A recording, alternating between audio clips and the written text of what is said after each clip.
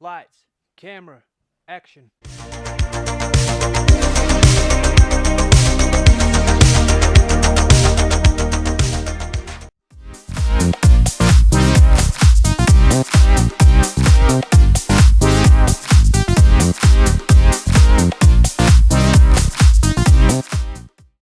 Hello everyone, welcome to my channel. और जैसा कि मैंने बोला था कि जो I am sorry, I am not well, तो शायद थोड़ा सा आपको पता चले जब मैं बोलूं, बट अभी इसको इग्नोर कर देते हैं।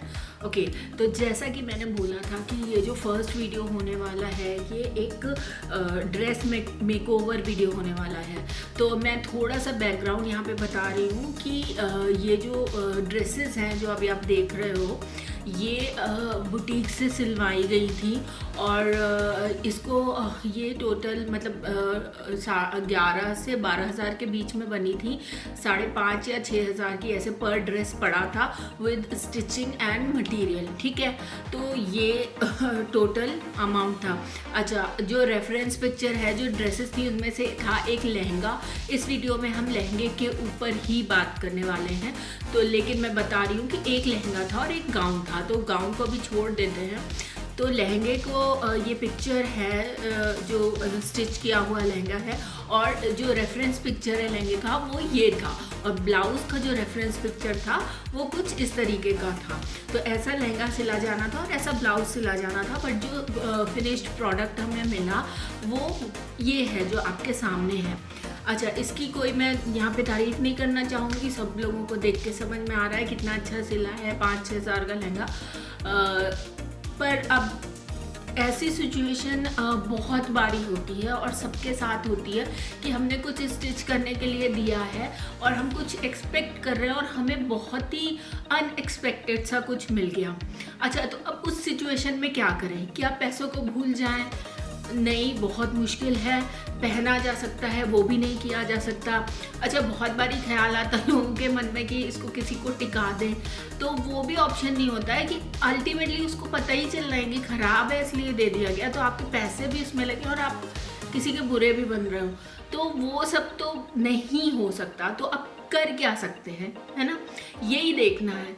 तो अब जब मेरे सामने ये सिचुएशन आई तो मैंने उसको कैसे, मतलब एक डिज़ास्टर को कैसे एक डिज़ाइनर ड्रेस में चेंज किया, ये मैं यहाँ पे बताने जा रही हूँ। अच्छा, तो मैं स्टेप बाय स्टेप जाऊँगी। सबसे पहले तो देख लेते हैं इस ड्रेस में, लहंगे में प्रॉब्लम क्या थी। तो प्रॉब्लम जो थी इस लहंगे की, वो मुझे सबसे पहले तो ये लगी कि इसको बिल्कुल भी अच्छी तरह से स्टिच नहीं, लहंगे की तरह स्टिच नहीं किया गया है, और फ्लेयर बिल्कुल भी नहीं है इसमें। उसके अलावा ये जो है, ये इसका जो बॉर्डर है वो बहुत ही एक पतली सी सिर्फ पट्टी है, उसमें कोई भी काम नहीं किया गया है और बहुत ही पतला भी था बॉर्डर। उसके अलावा ब्लाउज़ का कपड़ा बहुत बेकार था, स्टिचिंग बेकार था, ब्लाउज़ बहुत ज़्यादा प्लेन लग रहा था। उसके अलावा जो रेड कलर यूज़ किया गया था उसका भी कोई बहुत अच्छा शेड यूज़ नहीं किया गया था ब्लाउज़ में, तो स्टिचिंग भी बेकार थी। ओवरऑल बहुत डल लग रहा था ये लहंगा। तो जैसा कि मैंने बोला कि मुझे इसका घेर बढ़ाना था, तो घेर बढ़ाने के लिए जो कपड़ा चाहिए था वो मैंने ढूंढना शुरू किया कि मेरे पास क्या ऐसा हो सकता है जो मैं यूज़ कर रही हूँ इसका घेर बढ़ाने के लिए। तो मेरे पास एक पिंक कलर की प्योर सिल्क की साड़ी जो कि प्लेन थी, उसका टुकड़ा इसलिए क्योंकि उसका आधा साड़ी को मैंने ब्लैक डाई करा के अपना कुर्ता बनवा लिया था, जो कि मैं कभी बाद के वीडियो में शेयर कर दूँगी उस कुर्ते के भी बारे में। तो मेरे पास अराउंड 2 मीटर का वो साड़ी का पीस बचा हुआ था, तो मैंने सोचा कि मैं अब इसको यूज़ करूँगी, इसकी 18 कलियाँ काटूँगी और उसको स्टिच करूँगी। अच्छा, एक यहाँ पे और मेरे को प्रॉब्लम आई, वो ये कि मेरी स्टिचिंग बहुत अच्छी नहीं है, और अगर मैं रेट करने जाऊँ तो I will give 4 out of 10 to my stitching skills. तो मुझे थोड़ा सा उसमें हेजिटेशन था कि ये एक तो एक सिल्क है, पता नहीं मैं कितने अच्छे से कर पाऊँगी, कल ही काट पाऊँगी नहीं काट पाऊँगी, ये सब चीज़ें थी। अच्छा, फिर मैंने रियलाइज़ किया कि जब मैं उसको पिंक कलर का कलियां ऐड ही करने वाली हूँ। तो जो गाउन रखा था उसका जो घेर था, नीचे लोअर पार्ट जो था वो ऑलरेडी 18 कलियां ही थी उसमें, और पिंक कलर का ही वो घेर था। मतलब एक फिनिश्ड प्रोडक्ट कह सकते हैं कि कटी हुई कलियां, साइज भी था 18 चाहिए थी, 18 भी थी। और गाउन, उस चीज़ से मुझे प्रॉब्लम भी थी क्योंकि मुझे गाउन में घेर जो होता है वो कलियां पसंद नहीं है बिल्कुल भी। तो I thought of going for the gown का lower part instead of going for sari, जिसमें मुझे बहुत ज़्यादा काम करना पड़ता। तो ऐसे करके मैंने अपना थोड़ा सा काम सेव कर लिया। मैंने गाउन को कंसीडर किया, गाउन के घेर को कलियां बढ़ाने के लिए। ठीक है, तो अब मेरा ये घेर कैसे बढ़ेगा ये चीज़ सॉर्ट हो गई थी। प्लस कलर जो मैं डालने वाली थी, तो एक कलर डिसाइड हो गया था, पिंक लहंगे में। अब इसके बाद घेर का हो गया, कलर क्या कैसे कैसे आए इस लहंगे में। तो पिंक कलर तो एक कलियों की वजह से आ गया। दूसरा क्या हुआ कि जब मैंने गाउन को खोला, उसका अपर बॉडी और लोअर वो घेरा अलग किया, तो मैंने देखा कि जो उसका बॉडी वाला पोर्शन था, अपर बॉडी वाला पोर्शन, वो जो ब्लू कलर का था वो प्योर चिनॉन फैब्रिक यूज़ किया गया था। उसमें शाइन भी थी, उसकी स्टिचिंग कंपैरेटिवली बेटर थी, और जरी और सीक्वेंस का काम भी किया गया था। तो मुझे लगा कि this can be used as लहंगे का ब्लाउज, क्योंकि मुझे लहंगे के ब्लाउज से तो बहुत ही ज़्यादा दिक्कत थी, बहुत बेकार था वो लहंगे का ब्लाउज। तो मैंने उस ब्लू पार्ट को कंसीडर कर लिया लहंगे के ब्लाउज के लिए। तो अब सेकंड कलर डिसाइड हो गया लहंगे का, ब्लू। अब मुझे उसमें नीचे घेर में एक ब्लू कलर डालना था। ठीक है, अब आते हैं थर्ड कलर पे। अब थर्ड कलर जो था मुझे ब्लू और पिंक के कॉन्ट्रास्ट में देना है, जो कि मैंने येलो दिया बिकॉज येलो मुझे पसंद है और पिंक और ब्लू के कॉन्ट्रास्ट में आता है। तो मैंने ये मल्टी कलर पैनल लहंगा बनाने का सोचा था, और उसका भी रेफरेंस मैं यहाँ पे दिखा रही हूँ कि मैंने कुछ इस तरह का पैटर्न सोचा था। तो अब मैंने लहंगे को 2 पार्ट में डिवाइड कर दिया, 9 कलियां अलग कर ली, उसको डाई करा लिया येलो शेड में और ब्लू शेड में। उसके बाद ही मैंने एक एक कली खोली, क्योंकि अगर मैं पहले ऐसे करने जाती तो उसके धागे निकलते, उसे डाई करने में भी बहुत दिक्कत आती। तो जब मैंने डाई करा लिया तो मेरे पास, आप ये देख लीजिए, मैंने कलियों को प्रेस कर लिया और एक एक कली अलग कर ली। पिंक को मैंने हर कली अलग करी नहीं, मैंने बस सिर्फ 9 और 9 कलियां अलग अलग पिंक की कर ली, मतलब हाफ पार्ट में डिवाइड कर लिया। उसकी हर एक कली अलग करने की मुझे ज़रूरत नहीं थी। तो जब मैंने कलियां वगैरह अलग कर ली तो उसको मैंने घेर को जोड़ लिया पहले, तो जिसके लिए मैंने ऑल्टरनेट येलो ब्लू की 9 कलियां 2 जगह अलग अलग जोड़ी। उसके बीच में मैंने पिंक की कलियां जोड़ी। ये मैं दिखा रही हूँ यहाँ पे रख के कि ये किस तरह से मैंने इसको स्टिच किया था। तो मेरे पास अब ये एक फुल सर्किल घेर रेडी हो गया। ठीक है, अच्छा, अब इसके बाद क्या है कि अब आते हैं वही इसको सजाएं कैसे। तो सबसे पहले तो मुझे पिंक जो पैनल थे वो बहुत ज़्यादा प्लेन लग रहे थे येलो और ब्लू के सामने। तो उस चीज़ को ठीक करने के लिए मैंने उस पर बीड्स और स्टोन की छोटी छोटी सी बूटियाँ बना दी ग्लू की हेल्प से। और क्योंकि मुझे वो थोड़ी छोटी लग रही थी तो बाद में मैंने उसके नीचे में एक डायमंड शेप का मिरर भी ऐड कर दिया था, तो मुझको बिल्कुल परफेक्ट साइज़ की लगने लगी थी। और मैंने उसको स्कैटर्ड वे में थोड़ी थोड़ी दूर पे बना दिया था पूरे पिंक पैनल्स पे। ठीक है, एक तो ये। फिर उसके बाद मुझे बॉर्डर का पार्ट देखना था। तो अब बॉर्डर के लिए मैंने क्या किया ये देखते हैं। तो मुझे एक मेरी ये साड़ी पड़ी हुई थी जिसमें इस तरह का बॉर्डर था, इसमें सीक्वेंस का, कटदाना का और कुंदन का वर्क था। तो कुंदन मुझे पसंद नहीं है और इसी रीज़न से मैंने ये साड़ी कभी भी नहीं पहनी थी, और मुझे ये मन में था कि एटलीस्ट इसका कुछ तो यूज़ हो जाए, because it was actually very expensive sari. तो मुझे लगा कि हाँ, मैं इसका बॉर्डर यूज़ कर सकती हूँ। तो मैंने उस साड़ी का बॉर्डर ले लिया। अच्छा, वो जॉर्जेट था तो ट्रांसपेरेंट था, तो मैंने उसमें कोई लाइनिंग लगाने से अच्छा समझा कि मैं डबल करके बॉर्डर को सिल लूँ, जिससे कि मुझे कोई अलग से लाइनिंग वगैरह उसके नीचे देने की ज़रूरत ना पड़े। तो मैंने उसको वैसे करके सिल लिया। मैंने इसके कुंदन बाद में निकाल दिए थे, ठीक है।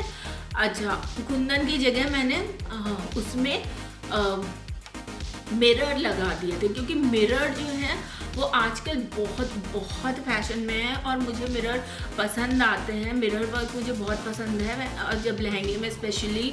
और गोटा वर्क भी बहुत फैशन में है, गोटा भी मुझे पसंद है और मुझे थोड़ा सा इजी भी पड़ जाता, तो इसलिए मैंने ये वाला सेलेक्ट किया था कि मैं ऐसा कुछ करूँगी मिरर और गोटे को यूज़ करके।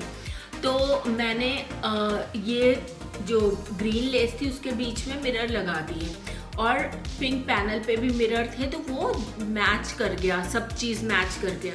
अच्छा, इसके बाद जो पिंक मेरे पास एक हॉट पिंक शेड का बॉर्डर था जो कि प्लेन था, तो इसमें मैंने गोटे के, जो मेरे पास एक गोटा रखा हुआ था, उसके डायगनली पीसेस काट के बस ऐसे ही थोड़ी थोड़ी दूर पे चिपका दिए ग्लू से ही, और उसके बीच में डायमंड शेप के दो मिरर्स लगा दिए, और उसकी जो एजेस थी उसको फोल्ड करके सिल दिया, ऊपर और नीचे की, और मतलब क्लीन सी एजेस उसकी कर दी, और दोनों बॉर्डर्स को फिर आपस में भी सिल दिया।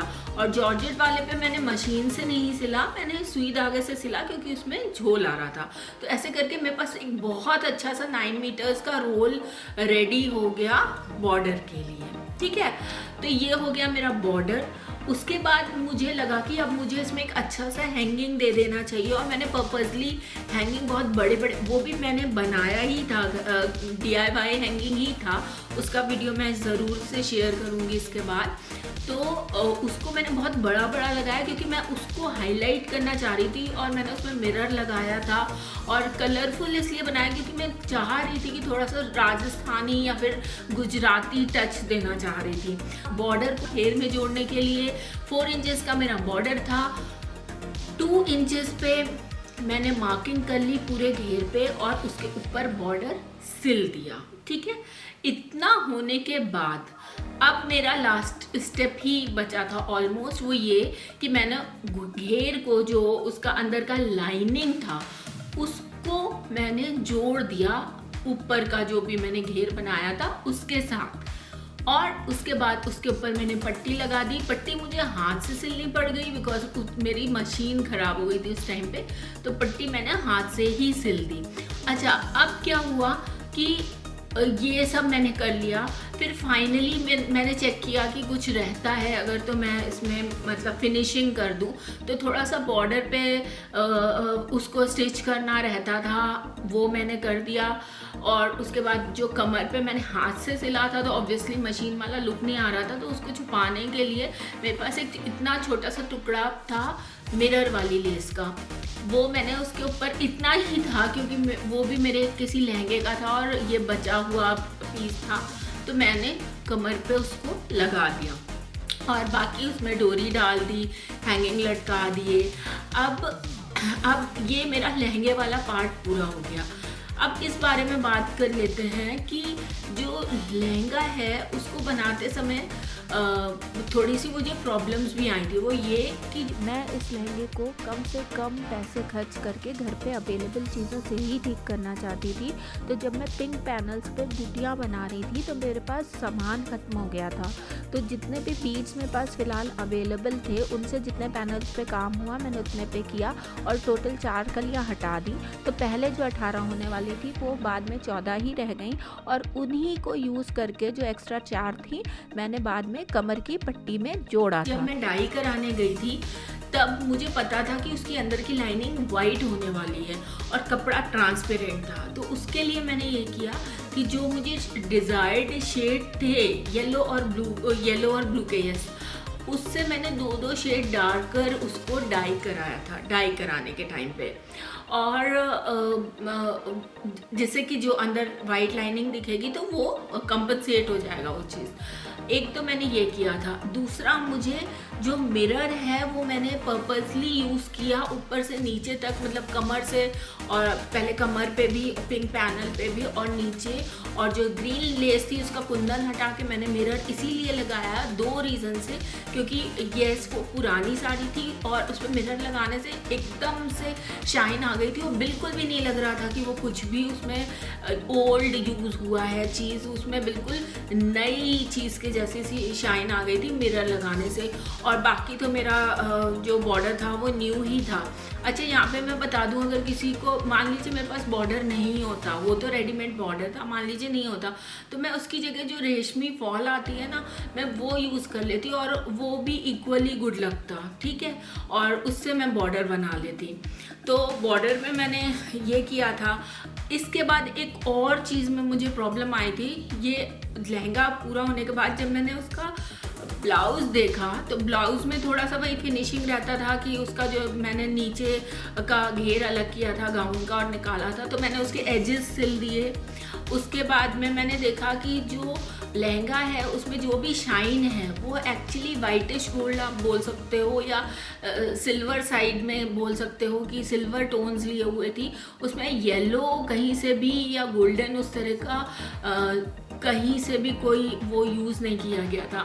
जबकि ब्लाउज़ में जो जरी और सीक्वेंस थे वो येलो टोन के थे, और जरी तो बिल्कुल ही गोल्डन कलर की थी, गोल्डन येलो कलर कह सकते हो आप, तो वो थोड़ा सा मैच नहीं कर रहा था। तो मैंने ये किया कि जो ब्लू ब्लाउज़ था उसमें जरी के छोटे छोटे से डॉट्स कह सकते हो, सर्कल जो भी कह लो, बिंदी वो बनी हुई थी, उसके ऊपर ना स्टोन मैंने लगा दिए ग्लू से, नग भी कह लो आप, सिल्वर जो होते हैं शाइन करते हुए वो स्टोन्स लगा दिए। और जो स्लीव थी पहले मैंने उस पर गोल्डन गोटा लगाया था, लेकिन मैंने जब देखा कि वो टोन्स मैच नहीं हो रहे हैं तो मैंने वो गोटा गोल्डन हटा दिया और सिल्वर गोटा लगा दिया, और इतना करते ही वो एकदम परफेक्टली लहंगे के संग मैच हो गया। बिल्कुल भी ये नहीं लग रहा था कि इसको लहंगे के हिसाब से किया गया है, बल्कि ये लग रहा था कि ये उसके लिए ही बनाया गया था।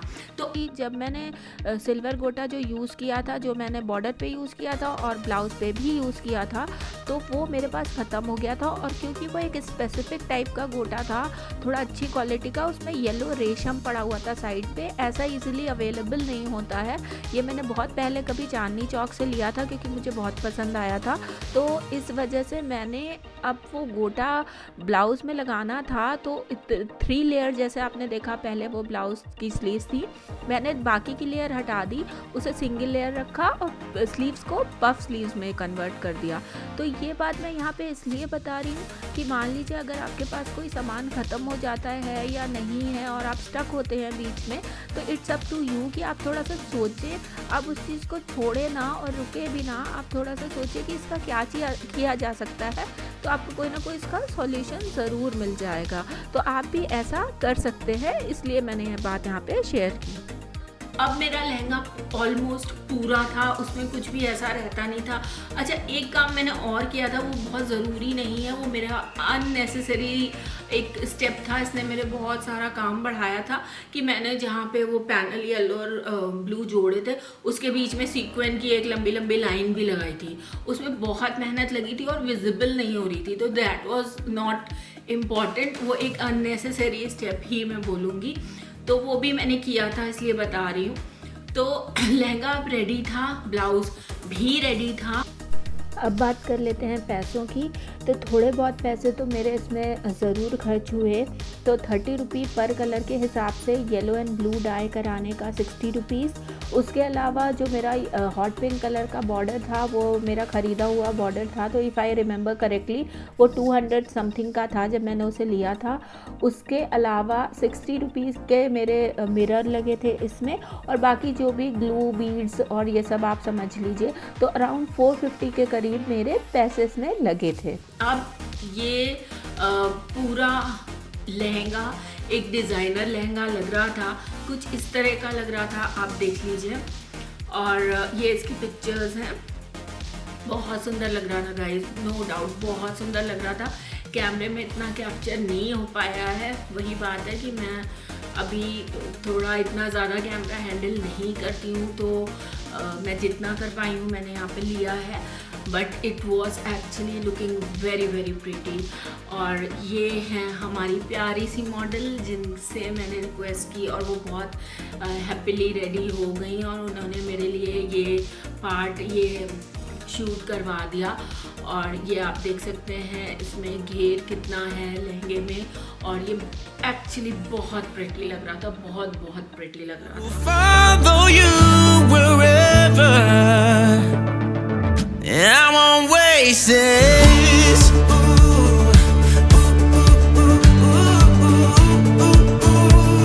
I'll follow you, yeah. तो यस दैट वाज इट। और आई होप ये आपको अच्छा लगा हो, और मैंने तो जिसको भी दिखाया उनको बहुत अच्छा लगा था, बट आई अंडरस्टैंड इसमें और बहुत कुछ किया जा सकता था।